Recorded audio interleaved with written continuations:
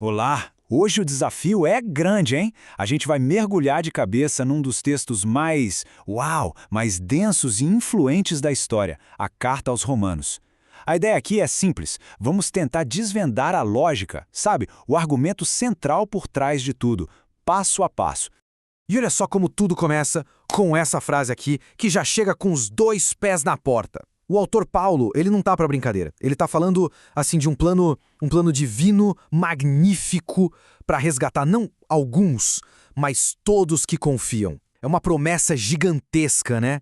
E é exatamente isso que a gente vai desvendar. Beleza. Para não se perder nessa jornada, a gente tem um mapa. Primeiro, o contexto da carta.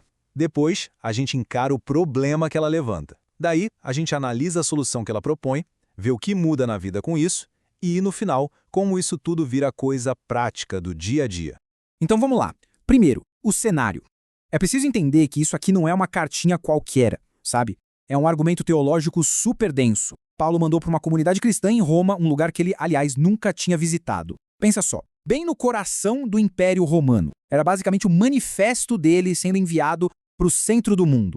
E como é que Paulo começa esse argumento todo? Bom, primeiro ele vai direto no problema. É tipo um médico, sabe? Antes de dar o remédio, ele precisa que todo mundo entenda qual é a doença. E na visão dele, é uma doença, uma condição que pega assim todo mundo, sem exceção. E aqui vem a primeira jogada de mestre do argumento dele. Olha só essa comparação. Ele basicamente diz o seguinte: não importa se um grupo tem as leis e o outro grupo tem só a consciência, aquele senso interno do que é certo e errado. No final das contas, os dois falham. Ninguém tem vantagem. Ele está implodindo qualquer ideia de superioridade moral, venha de onde vier. O que leva a essa conclusão aqui, que é, nossa, tão simples e ao mesmo tempo tão devastadora. A afirmação é essa: todos erraram o caminho. Todo mundo, sem exceção, saiu da rota.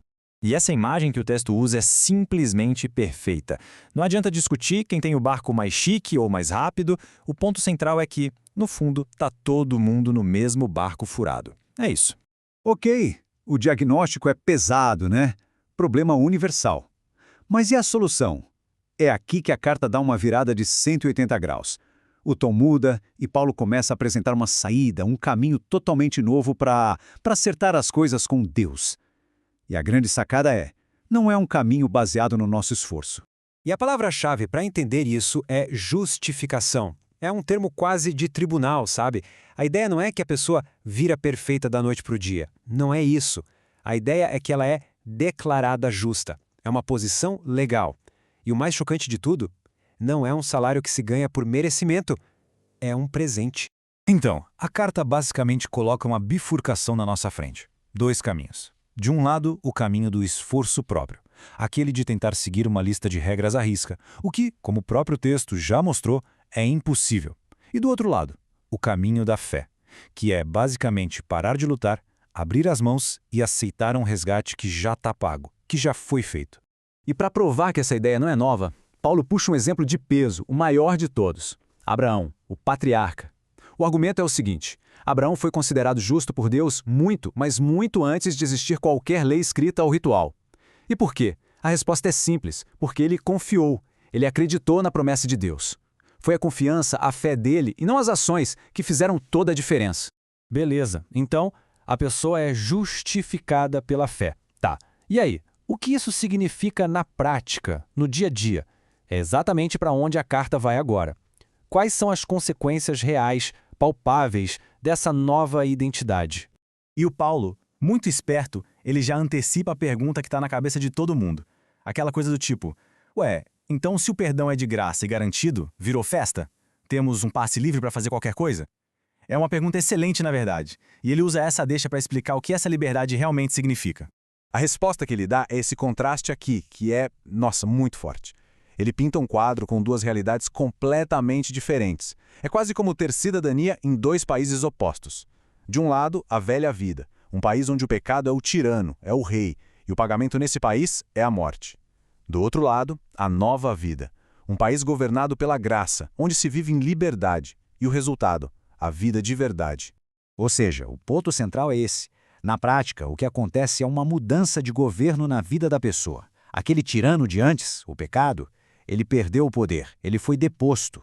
Isso não quer dizer que a batalha acabou, que não vai ter mais luta, não. Mas a tirania, o domínio absoluto, essa sim foi quebrada. Para sempre. E aí, chegando na reta final da carta, toda essa teologia grandiosa, sabe, ela desce e pisa no chão. Se tudo isso que foi dito é verdade, como é que se vive? Como isso se parece na prática, especialmente na relação com os outros, dentro de uma comunidade? E o que vem a seguir é uma enxurrada de conselhos práticos, todos muito focados em como viver junto. Dá para notar um padrão, né? Amar de verdade, sem fingimento, ser amigo de verdade, abençoar quem te persegue, chorar com quem chora, rir com quem ri, ajudar uns aos outros, não pagar o mal com o mal, mas com o bem e, olha que importante, acolher de braços abertos quem pensa diferente. No fim, a gente vê que essa fé toda, na prática, tem cara de amor. E o texto não termina com faça isso, não faça aquilo. Ele termina com um suspiro de admiração. É quase uma explosão de louvor. Ele deixa no ar essa pergunta, que é um convite para a gente parar e pensar na generosidade, na sabedoria por trás desse plano todo. A ideia não é só entender a lógica do argumento, mas ficar, uau, maravilhado com a beleza da coisa toda.